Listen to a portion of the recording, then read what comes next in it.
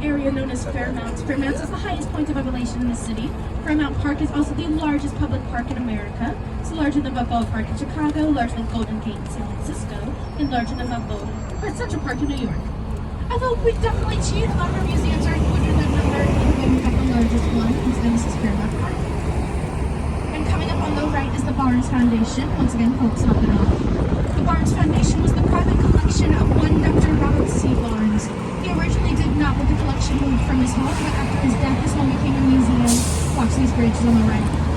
That museum wasn't doing so hot, so made the controversial decision to put it here in Philadelphia. Inside, you'll find it's exactly as it would have been in his home. All the wallpaper of this place is exactly the same. Once again, this is the Barnes Foundation, one of the world's largest post-impressionist and postmodern collections. And here's our step. Folks headed down now. Goodbye, thank you. Quite a few folks headed down.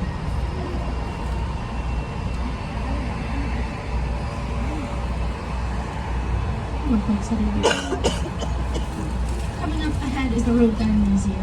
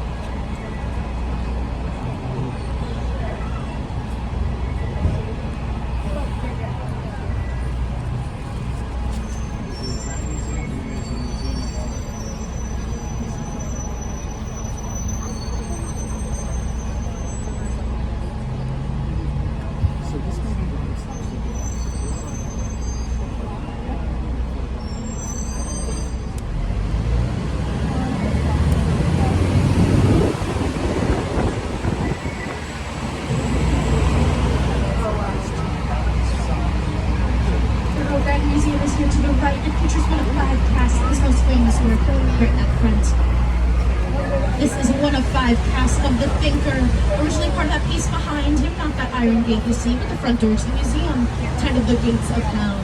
Inspired by Dante's Inferno, it said that the Thinker sat upon the gates of hell, pondering whether or not if hell exists.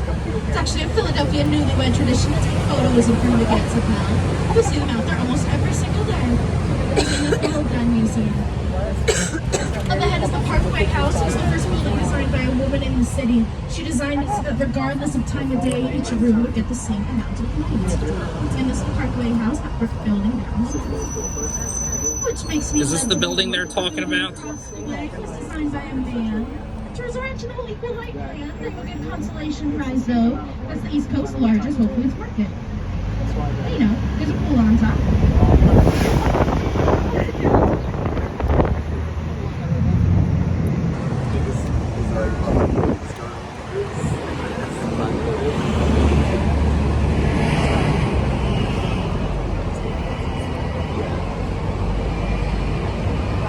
Another nearby Philadelphia neighborhood is that of Brewery Town.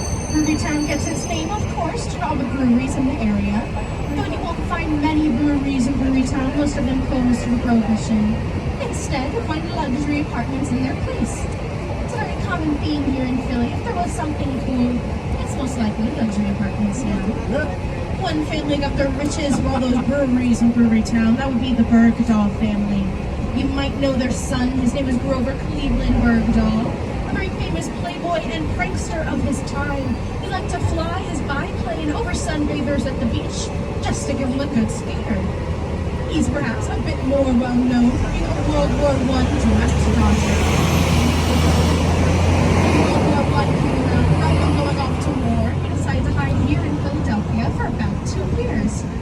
He hid in his family mansion for those 2 years until he was discovered by bounty hunters. Had a good fight though. Lost his branches, earned the nickname the Fighting Slacker that way. If you have any fans of the director, M. Night Shyamalan, you might recall this, as it's part of a Sixth Sense. He was born and raised here in Philly, uses us as backdrop whenever he can. Now serves as luxury apartments. Which ones are the luxury apartments? State Penitentiary, any jailbirds looking to hop on. What? Nobody for Eastern State. Eastern State Penitentiary was one of the first penitentiaries of its time. It was founded on Enlightenment ideas as well as Quaker beliefs. That being said, if you found yourself here at Eastern State, you're subjected to 24 hours of solitary confinement, thus bringing its nickname the Maniac Maker. When Charles Dickens visited the penitentiary, all he could say about its treatment was that it was worse than any physical torture any man could endure.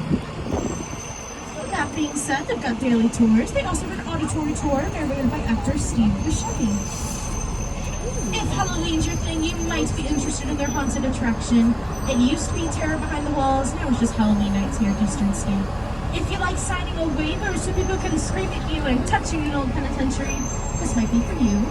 You won't find me there though. It's one of the world's largest and most popular haunted attractions. Once again, this is Eastern State. Let's talk about some famous inmates. Perhaps the most notable would be Al Capone. He served time for bringing a firearm into a Philadelphia movie theater. Though many people believe he got arrested on purpose, running away from his true crime in Chicago would be that of bootlegging. That's the illegal sale of alcohol during Prohibition. Another notable inmate would be Willie Sutton. Willie was an actor who robbed a whole lot of banks in his time. When they asked him why he kept robbing all these banks, all he could do was shrug his shoulders and say, "I don't know, that's just where the money is." He's also a very famous escape artist. He escaped from jail at least twice before making his way to Eastern State. Now the third and possibly my favorite inmate would be Pep, the cat-murdering dog. Pep was sentenced to life in Eastern State for apparently murdering the governor's wife's cat, Watson's Branches. Now, we don't really believe this. It's a bit more likely he just tore up some couch cushions. The governor's wife didn't like that, so she had him sent away. Still, that poor who served his whole life sentence there at Eastern State wasn't all so bad, though. Served as one of America's first therapy dogs. And he's a celebrity over there. Once again, his name is Beth. To your right, this is the Perlman Building, originally the home base for Fidelity Mutual Insurance. Now serves the Philadelphia Museum of Art's Annex. My favorite part is its Art Deco exterior and that golden fountain on top. This is where the Museum of Art keeps its rotating and archived exhibits. Once again, this is the Perlman. Here to the right.